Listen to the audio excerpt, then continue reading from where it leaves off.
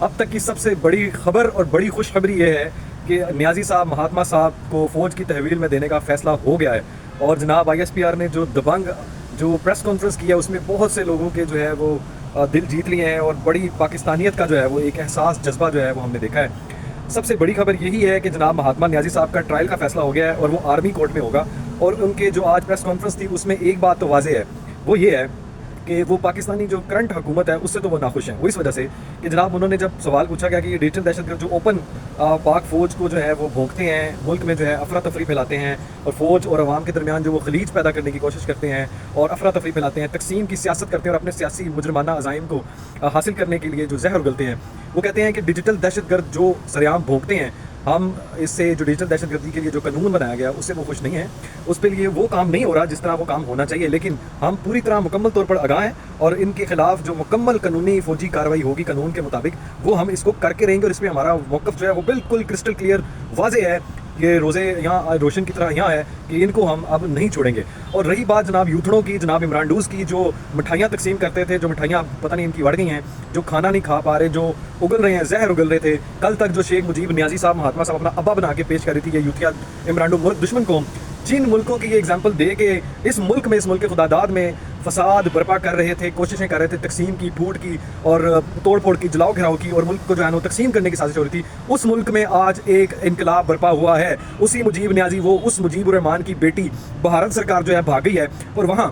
ملک خدا داد پاکستان کا جھنڈا لہرا دیا گیا ہے. اب ان کی موت اتنی پکی موت ہوئی ہے آج کہ خدا نے ان کو ایسی موت مارا ہے, ایسی ایک رب کی تدبیر ہے. وہ جو رب کی تدبیر ہے وہ سب سے ڈفرینٹ ہے اور اس رب کی تدبیر جو ہے وہ ہماری سمجھ سے بالا تر ہے. تو اس رب نے جو ان یوتیوں, عمرانڈوں, ملک دشمنوں کو جس طرح ذلیل کیا, ذلیل و خوار کیا, آج بہترین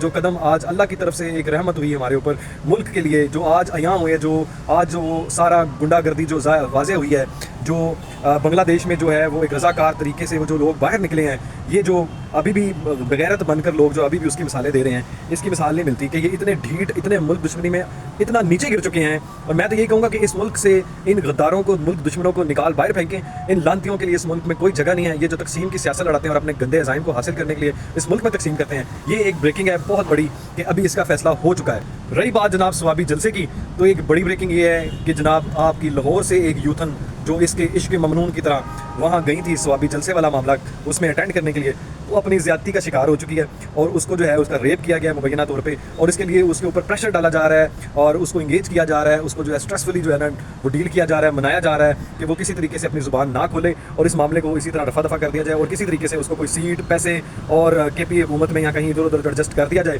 یا اس کو کوئی خصوصی جو ہے نا مراعات دے کے اس کو جو ہے وہ خاموش کرا دیا جائے. لیکن معاملہ جو ہے نا وہ ان کی پہنچ سے باہر نکل چکا ہے. ہم ہمیشہ کہتے ہیں کہ یہ وہ پارٹی جلسہ ہے, یہ پارٹی نہیں ہے, یہ ایک دہشت گرد تنظیم ہے جس کا مقصد صرف ملک میں افراتفری پھیلانا ہے, ملک میں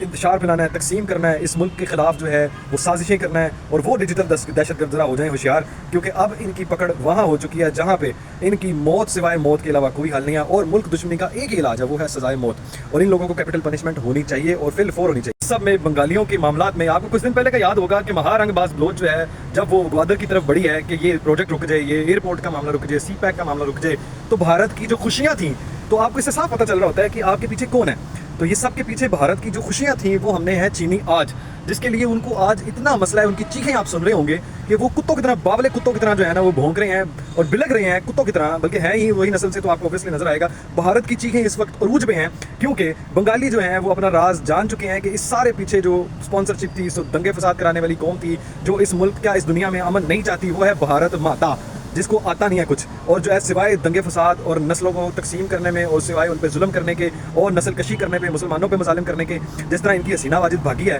مہاتما جو ہے نا خود کو بڑا ٹارگٹ کر رہا تھا, بڑا اپنے آپ کو مجیب الرحمان پیش کر رہا تھا کل تک. اب بھارت کی چیخیں آسمان پر جا رہی ہیں کہ آج آپ نے نوٹ کیا ہوگا وہ چیخیں آئی ایس آئی کا ہاتھ ہے اس کے پیچھے. تو کل جب مہارنگ باز بلوچ تھی تو اس کے پیچھے کیا رہا نہیں ہے, اس کے پیچھے اسپانسر تم لوگ نہیں ہو. کل تو تم کہہ رہے تھے کہ ہم نے یہ کر دیا, بلوچستان 4 آ گیا, ہم نے کاٹ دیا, ہم نے تقسیم کر دیا, اور تمہارے پاس کچھ ناصر ہیں, تمہارے پاس کچھ جو ہے ٹولے ہیں لیکن یہ ملک خدادار رہنے کے لیے قائم ہوا ہے. اس میں بہت سے وفادار لوگ موجود ہیں جو آپ کے چند کرائے کے ٹٹو اور ضمیر فروش اور اپنی ماں کو بیچنے والے جو لوگ ہیں, جو صرف تمہارے تھے, کل بھی آج تمہارے تھے, آج بھی تمہارے ہیں, ہمارے کبھی تھے ہی نہیں, اس لیے ہم ان کو پاکستانی مانتے نہیں, کیونکہ پاکستانی کی پہلی شرط وفاداری ہے. تو تم لوگ جن کو کرائے کے ٹٹوؤں کو ہائر کیا ہوا ہے وہ تو کبھی وفادار تھے ہی نہیں, کبھی پاکستانی تھے ہی نہیں. تو آج اپنی چیخوں کا جو ہے نا وہ پکار خود ریکارڈ کر کے ذرا سنو, تمہیں پتہ چلے کہ ملکوں کے خلاف جو ہے وہ سازش کرنے کا کیا آگے سے سبق ملتا ہے. اللہ نے جس طرح تم لوگوں کو مارا ہے نا, اسی طرح انشاءاللہ باقی دشمن بھی نیست و نابود ہوں گے.